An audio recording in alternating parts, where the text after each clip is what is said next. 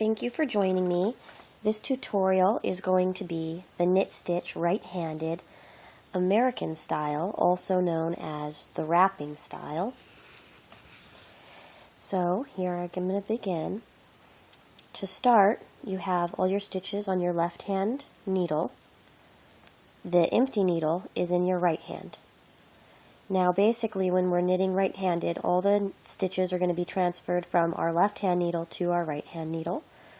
You take the right hand needle and you go in through the front on the left of the stitch. You go straight through the loop, pushing the right needle behind the left needle. You take your long end of yarn and you wrap it around that back needle, the right one. You bring it through. The yarn that we wrapped around now is wrapped around the right needle, and we drop the stitch off the left needle. So let's do this again. We go in, we wrap the yarn around the right needle, we bring the right needle up and through, and we drop the stitch off the left needle. So we go in, around, bring through, drop off. We go in, around, bring through, drop off.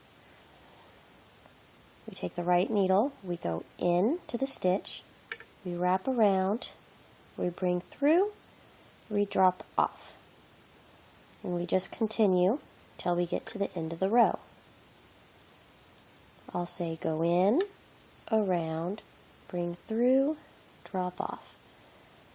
In, around, bring through, drop off. In, around, bring through, drop off. In, around, bring through, drop off. So we just continue. I have a couple more stitches left. I hope this isn't too fuzzy.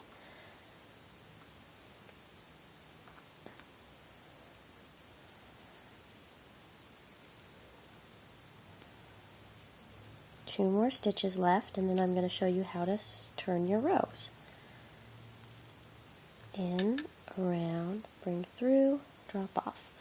Now to switch rows, you simply take your right needle, that has all the stitches on it.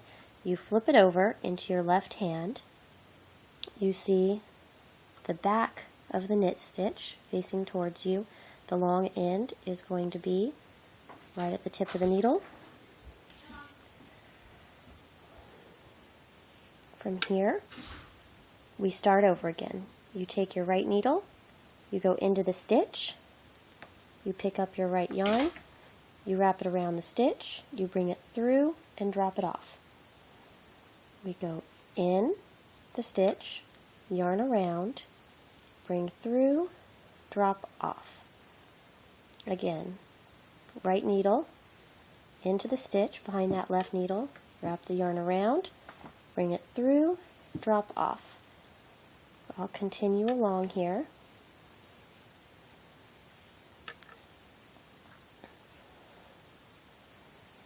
In, around, bring through, drop off. In, around, bring through, drop off. I'm saying this over and over again, so hopefully it gives you something to say to yourself if you're just beginning out, to remind you of the steps. In, around, bring through, drop off. In, around, bring through, drop off. Last stitch. There we go. Now you would flip it over again, and you would start the same way. The right needle would go right in through here, just like it did the last time. Now I want to show you garter stitch. Garter stitch is literally knitting every single row. So this is garter stitch. This is when you knit and flip it over, knit and flip it over just the way that I did. So you're seeing the front and the back of the knit stitch.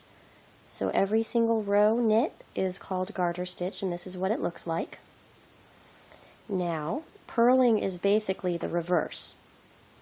When you knit one row, purl one row, this smooth side with all these little tiny V's that you see, this would be the knit side of the fabric. So when you knit one row, purl one row, this is where you see the knitting. If I flip it over, this is the purl side. So the purls, you see the bumps, and when you're purling, it looks like this in front of you. When you're knitting, if you knit a row, purl a row, this is what it looks like. Sorry, I'm hoping it's not too fuzzy for you. Later we'll get on to other stitches. This is called seed stitch. It has a couple of names too, but usually you'll hear it as seed stitch. And what this is knit one stitch, purl one stitch, knit one stitch, purl one stitch. Then when you flip it over, you reverse. So if you see, let's see if you can see this.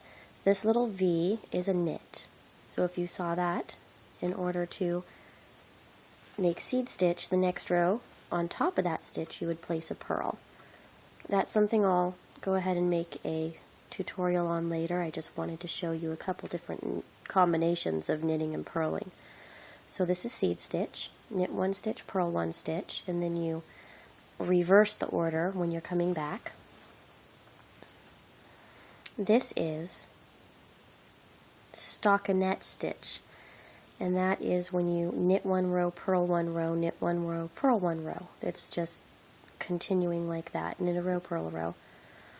And this one is garter stitch, is where you knit every single row.